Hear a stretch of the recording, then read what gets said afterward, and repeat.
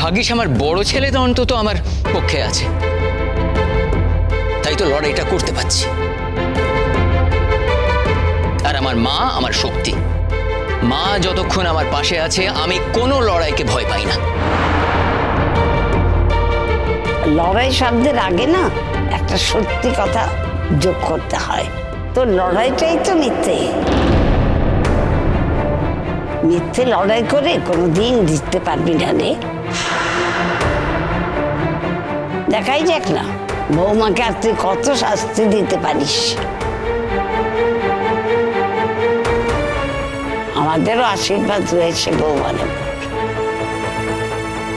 দেখি বৌমা এই লড়াইয়ে হারে না জেতে।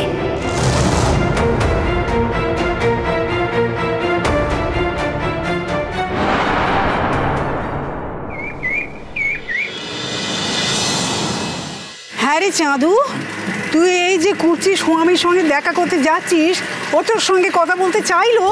ও মা, না চাইলে আসবো কেন রে বাবা?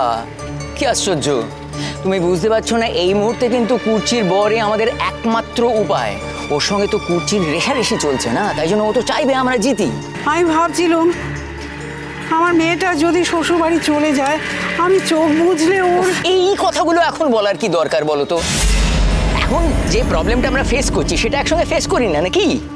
তুমি তো বুঝতে পারো মা, আমি তো সত্যি কথাই বলেছি তোমায় যে ওই সোহিনীর সঙ্গে আমার কোনোদিন কোনো বিয়ে হয়নি, তুমি বিশ্বাস করো। হ্যাঁ বিশ্বাস করি, হ্যাঁ বিশ্বাস করি, কিন্তু ওই মেয়েটা ওই সোহিনী তো এক এক সময় এক এক রকম কথা বলে। কেন বলে বুঝতে পারো না? আরে বাবা, ওর সঙ্গে যদি আমার সত্যি বিয়ে হয়ে থাকতো তাহলে ও কি টাকা নিয়ে চলে যেতে চাইতো? চাইতো না, ও তো টাকা নিয়ে চলে যাচ্ছে। কেন এটা বুঝতে পারছো না? এক একদিন এমন এক একটা কথা বলে না, আমার মন আমার কান সব।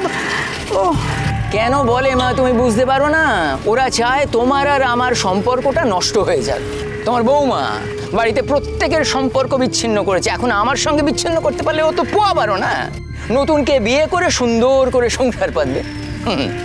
শোনো, এবার কাজের কথা বলি। সেটা হচ্ছে ওখানে গিয়ে মা তুমি কিন্তু সব ভালো করে বুঝে শুনে কথা বলবে। বলবে যে আমার ছেলের সঙ্গে ওই সোহিনীর কোনোদিন বিয়ে হয়নি, বুঝতে পেরেছো? ও ভাই, এইটা একটু এগিয়ে গিয়ে দাঁড় রাখতো। চলো মা, এসো এসো মা, এসো। আসবো অয়নদীপ?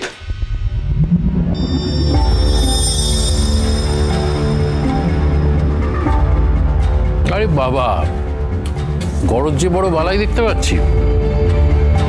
কালকে ফোন করে আজ কি হাজির? আর বলো না ভায়া, কালকেই তো কোর্টে হাজির। বসো মা।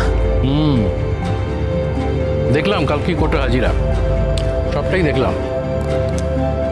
কি হয়েছে? আর কি হবে জামাই? চিরসখা সোম থেকে রবি প্রতিদিন রাত ৯টায় স্টার জলসায় ও জিও হটস্টারে।